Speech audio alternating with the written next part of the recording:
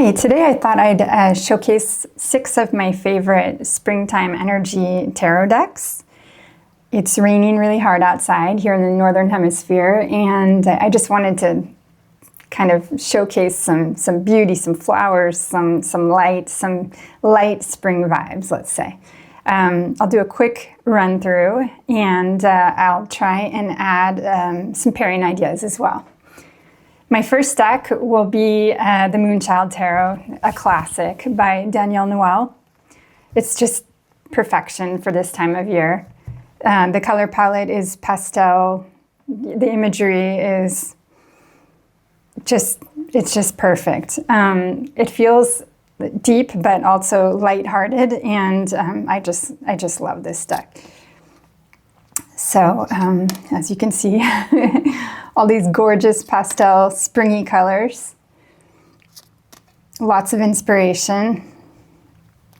This deck, I think I read somewhere that Danielle used her friends as models for this deck, or for maybe it was the Star Child deck, I don't remember which one, or maybe both. And I always thought that was so cool. It's just bringing a really personal touch to everything. And I love this collage style. And she also clearly has an Art Deco eye as well, which is wonderful because it's kind of building upon the original Rider-Waite-Smith, Pamela Coleman Smith edition, which is more Art Nouveau. But so this would be a later art style, but it's related, and I love that. Super artistic. Gorgeous colors.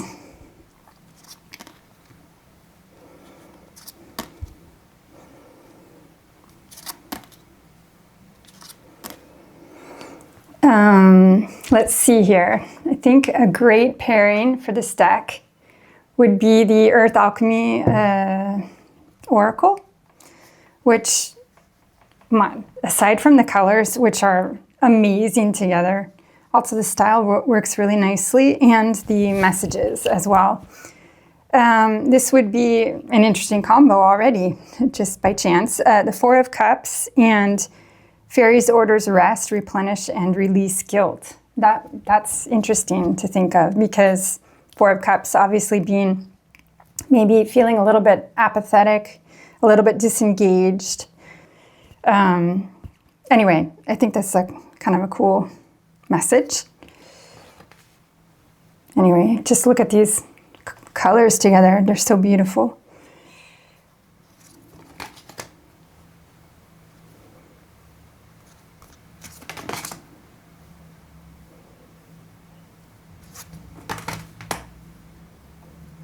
Gorgeous.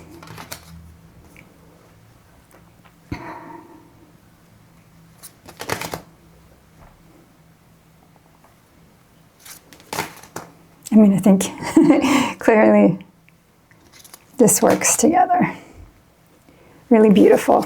The next deck I want to showcase is the Enchantress Tarot by Mara Para. I'm sorry if I'm mispronouncing the name. I think the author is in Argentina, and the deck has been recently translated into English. This is the English version.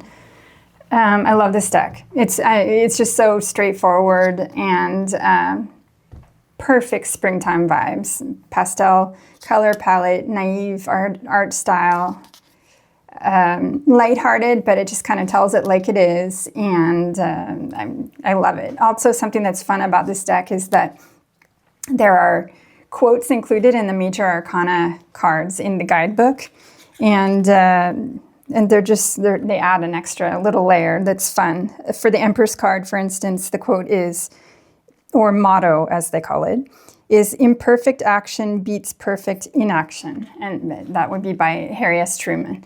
It's just fun, just an added little, I don't know.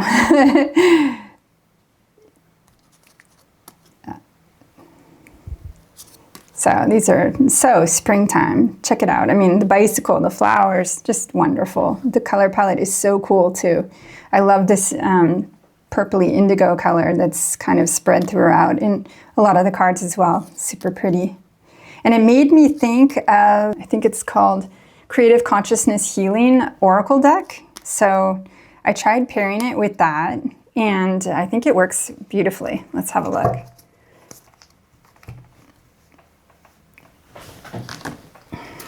Here's the deck. And the thing I love about it is that often the cards are just kind of straightforward, and with the mottos in the major arcana, which are kind of in your face at times, I like pairing it with this deck because because this is a really soothing, healing deck, a really personal, internal deck. This one here, the Oracle, and it gives you tips on how to help heal yourself, how to envision healing. And I don't know, they seem to work really well together. So let's have a look here. The King of Cups, belonging, healing in community. I mean, I don't know. This doesn't really seem like a King of Cups to me. It seems more like a King of Wands, but you know, the message works nicely together. And obviously the colors and style work great together. Three of Wands, allow, accepting all parts of you. Well, in order to move forward with your new vision, you definitely have to accept yourself and allow yourself to be your fullest version. Gain your courage to go out there and accomplish what you want to get accomplished. King of Pentacles, growth under the surface. Four of Swords, forgiveness, forgiving yourself at a cellular level. That's interesting. Four of Swords being resting, the importance of resting, recharging, reflecting. So forgiveness definitely works nicely there. Seven of Pentacles, gentle, loving protection. You got all the little flowers and then all the little plants growing here. You have to have patience for your project to grow. Seven of Swords and nurture, giving yourself love, care, and encouragement. That would be interesting for, one of the meanings of the Seven of Swords card, which typically would be feeling like you have to hide something or you have to be strategic and take care of yourself. And maybe the root of it would be the most important way to go about your life is to give yourself love, care, and encouragement so that you don't feel a need to be strategic. And anyway, I don't know, it's interesting. So that's a really nice combo. I like that a lot.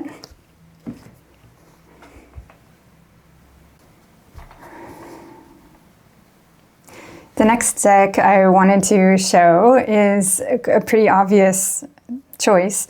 It's the Golden Botticelli Tarot.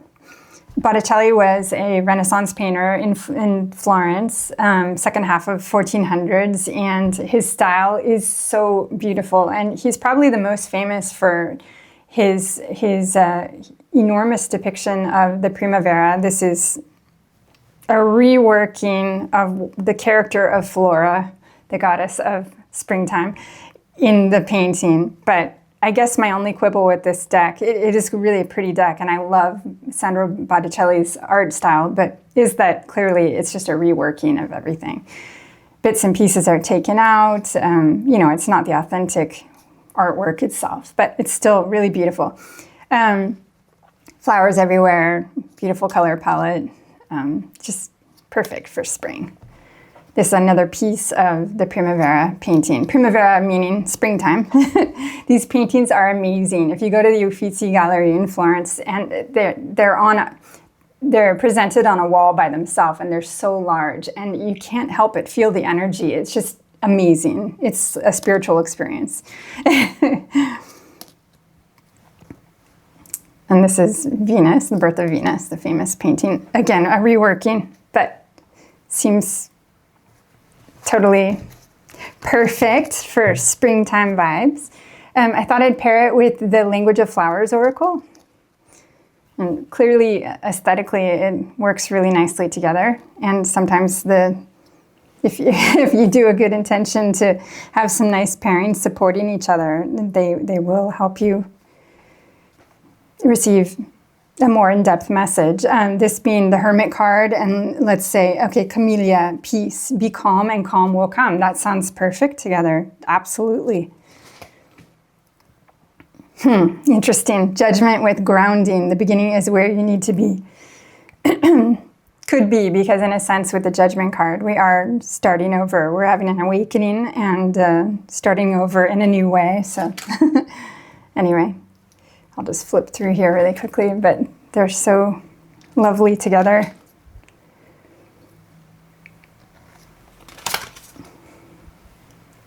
So this is a really fun pairing. I think the next combo, or the next springtime deck, it's got to be the Botan Tarot. This tarot is amazing. I can't remember the name of the author. Miyako. Okay. Anyway, she's of Japanese heritage, and she's based in California. And the story is that she painted these cards. The artwork is watercolor, I believe, and she painted them in her grandmother's home when she would go there every afternoon. And it's kind of a romantic backstory. Anyway, the color palette is just so gorgeous. Soft pastels, very fluid, peaceful, calm, sweet, loving, nurturing. I love this Empress card. It's stunning. I love the depiction of the older woman in the Empress archetype, because I think that women of every age can have that Empress energy, that creative energy. It just comes in different forms. It's so beautiful.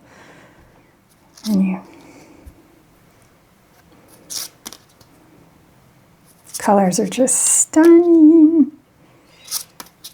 The High Priestess, so cool. So I think my favorite pairing is with, at the moment anyway, is with the Mantra Oracle.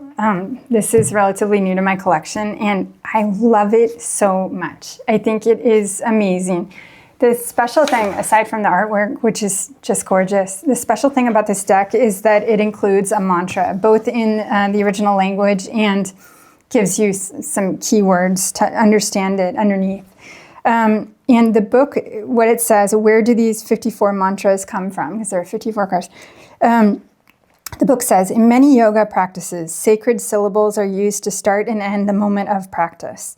Originated from ancient traditions, these short sentences are extracted from much longer texts, some of which date back to about 1,500 years before the birth of Christ, like the Gayatri mantra, for instance.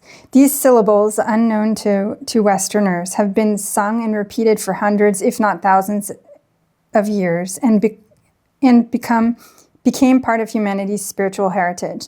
Although derived from Hinduism, Sikhism, and Buddhism, mantras are not dogmatic chants reserved to religious practice. These syllables, usually arranged in groups of 8, which is a reference to infinity, are extremely powerful. One might believe that the mantra's meanings affect our psyche. However, if you don't speak Sanskrit or Gurmukhi, you can feel the untranslated words effect. In fact, the sung syllables' vibrations are actually therapeutic. And this is so true. So let's have a look here. I think artistically they work really well together as well. The color palettes support each other, and perfection here. We have the Hanged One with the, I'm sorry if I'm butchering the pronunciation. Obviously, I don't speak these languages, but Kirtan Kriya, releasing my mind. Absolutely. You hang yourself upside down to gain a different perspective, and you can much more easily release your mind, your thoughts that way. So.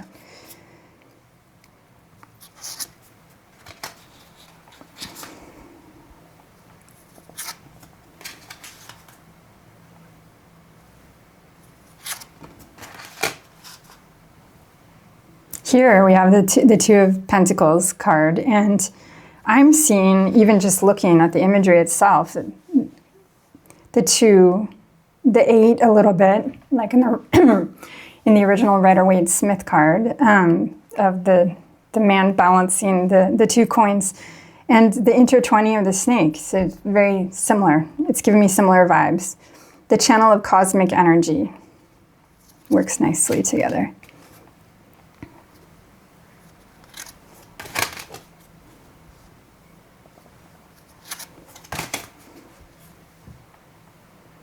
Page of Cups, my soul pulsates with me. Beautiful.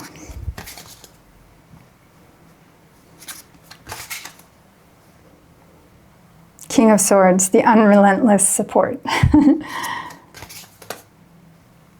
Ace of Coins, the compass of my soul. Anyway, just love it. Beautiful combo. My next pairing is going to be the Bee Tarot by Christopher Hughes. Awesome deck. I haven't had it very long, but I just love it. It's one of those decks that is illustrated in such a wonderful way. It gives you so much inspiration to even create storylines and just kind of run with your readings. So just by looking at the imagery alone, clearly very springtime, lots of flowers and centered around the concept of the bee, which is most active probably in springtime, so makes a lot of sense. Beautiful. This deck was illustrated by Nadia Turner, and I love her style. She's illustrated some other decks. In fact, one of the oracle decks she illustrated is the Mists of Avalon Oracle, so I thought I'd pair it with that. Have a look at how it works for springtime reading.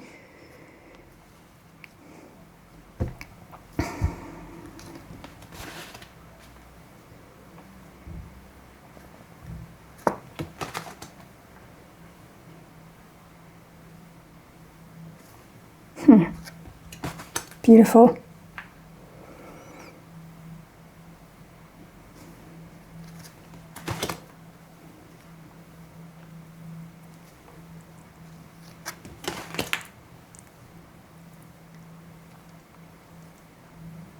Ten of Pentacles and personal power.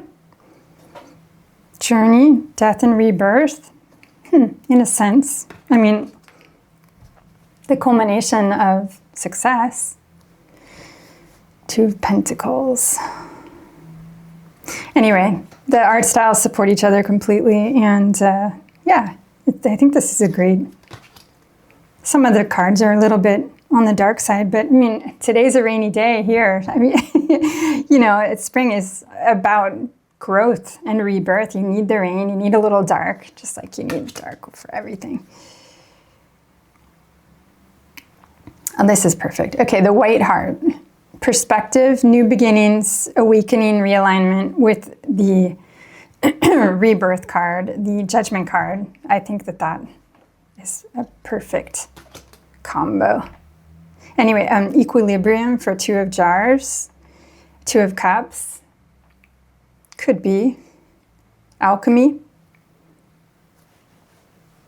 It's two energy, let's say. Anyway, okay, so that's another one. The last deck I wanted to look at was the Pagan Otherworlds Tarot by Usi. It's just stunning, perfect art style, not nature imagery. It's just perfection. I love it. The soft pastel colors. These are hand-painted images, and it just feels really soulful and spring-like to me. Gorgeous, gorgeous deck. One of my very favorites.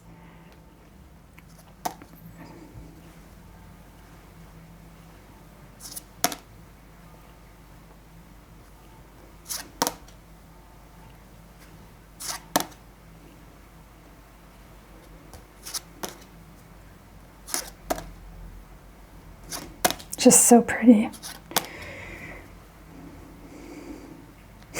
Even the death card. It's so cool. I'm sorry. This is if you really actually think about it, the imagery is kind of difficult to handle. But even this deceased person being stepped on, their hand is holding a flower. So it's kind of alluding to the rebirth aspect of the death card. Anyway, super springtime vibes. I think that a good combo, a good pairing idea to go with this is I think it's called the Wisdom of the Trees Oracle. And I just feel like they work nicely together.